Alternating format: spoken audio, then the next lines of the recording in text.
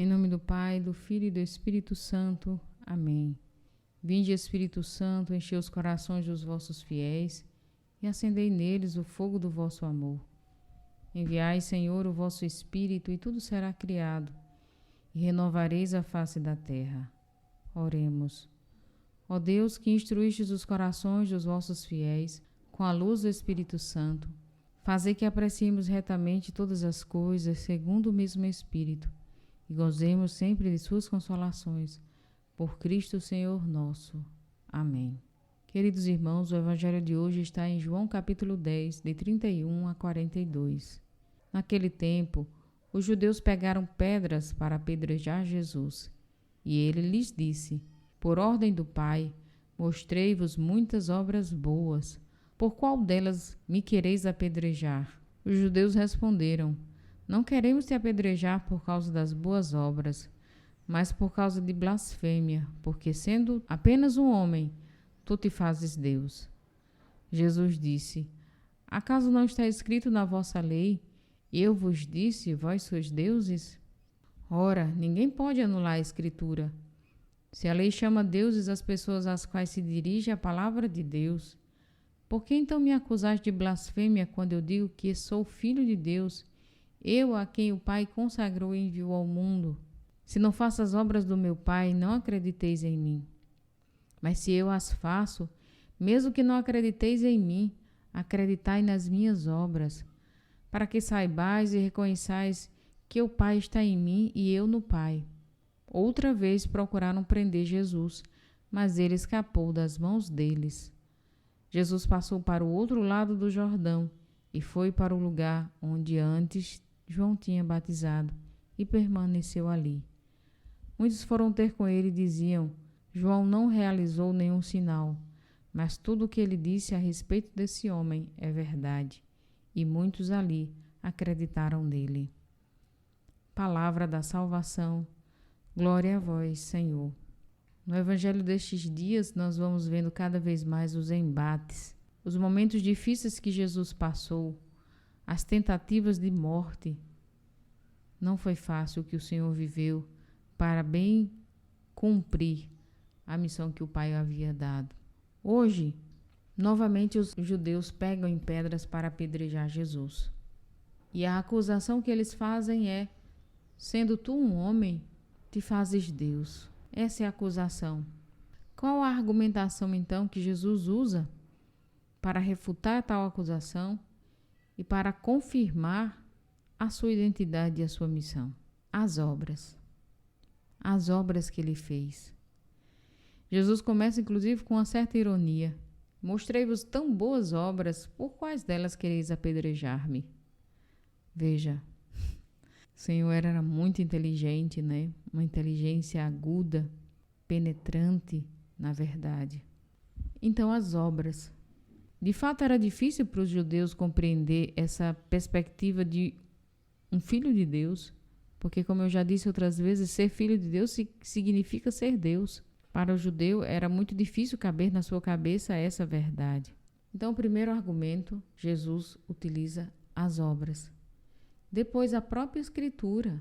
E Jesus cita uma passagem bíblica do livro de Juízes, quando as pessoas reconheciam que aqueles juízes eram deuses, porque a eles cabia uma coisa que era própria de Deus, o julgamento. Se vocês consideram essas pessoas deuses, ou seja, se vocês entendem que de algum modo elas estão participando da natureza de Deus, da essência de Deus, quanto mais a mim, que sou filho de Deus e que vim realizar as obras que o Pai me confiou. Então, o segundo argumento são as Escrituras. As obras e a Escritura. São ótimos argumentos. Nesse sentido, meus irmãos, era para, ao menos, diante de tantas obras, diante de tantos milagres, aquelas pessoas darem o direito da dúvida, se questionarem e pensarem: de fato, este homem é diferente, ele realiza obras extraordinárias, ele não poderia realizá-lo se Deus não estivesse com ele. Mas nem isso eles fazem. Eles não querem se abrir, de fato, a uma perspectiva nova. E Jesus apela mais uma vez quando ele diz: se não faço as obras do meu Pai, não acrediteis em mim. Mas se as faço, mesmo que não acrediteis em mim, acrediteis nas obras. Incrível isso, não é? Jesus está dizendo assim: se o que eu estou falando para vocês é difícil demais de vocês aceitarem, olhem as obras falam do que é real, do que é verdadeiro, do que vem de Deus. Mas aí segue a resposta deles, mais uma vez tentando prender Jesus. E o bonito é que no final do texto, Jesus se retira, vai para o outro lado do Jordão, onde João tinha batizado, onde ele começou a sua vida, talvez ali no seu sofrimento, na sua solidão, a solidão de tentar dizer para aquele povo uma verdade e encontrar tanta dureza de coração, tanta dificuldade de se abrir ao novo. Mas ali, naquele momento, alguns vão lá e dizem para ele: João era uma pessoa muito importante, mas ele não fez sinal nenhum. No entanto, tudo o que ele disse de você, Senhor, é verdade, porque o Senhor realizou tantos milagres, tantas obras. E ali eles acreditaram. Vejam, foram os pequenos, foi o povo. Mais uma vez, aqueles que têm o coração aberto conseguem captar a verdadeira identidade de Jesus. Hoje eu quero meditar sobre esses dois aspectos, irmãos. O primeiro são as obras. As obras falam do que de fato é de Deus. Os frutos testemunham. Aquilo que é de Deus, Deus vai agir. Deus vai pôr a sua mão. Deus vai conduzir. Caminhos vão se abrir, portas vão se abrir. O que é de Deus, Deus mesmo encaminha na nossa vida. Quando for difícil da gente entender o que procede realmente de Deus, olhemos para isso. Olhemos para aquilo que não dependeu de nós, mas foi Deus fazendo, foi Deus abrindo, foi Deus realizando. A obra não é nossa, a obra é de Deus. Tudo o que Ele faz é em vista de seu plano de salvação na nossa vida e através de nós, na vida de tantas outras pessoas. Olhe para os fatos, quando no seu coração houverem tantas dúvidas, tantos medos. O que Deus faz é para o nosso bem.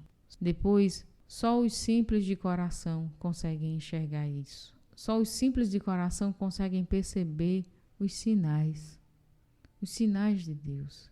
As pessoas complexas demais são tão apegadas às normas, tão apegadas à rigidez de uma lei, à rigidez de um comportamento. Precisam de provas miraculosas, mas quanto mais se dá, menos eles acreditam. No Evangelho de João havia essa pergunta também: que obras fazes para que possamos acreditar? Mas Jesus fez tantas e eles continuam sem acreditarem no Senhor. Só os simples conseguem. Então, meus irmãos, esta é a virtude que precisamos pedir para ter uma vida de fé, humildade, simplicidade de coração.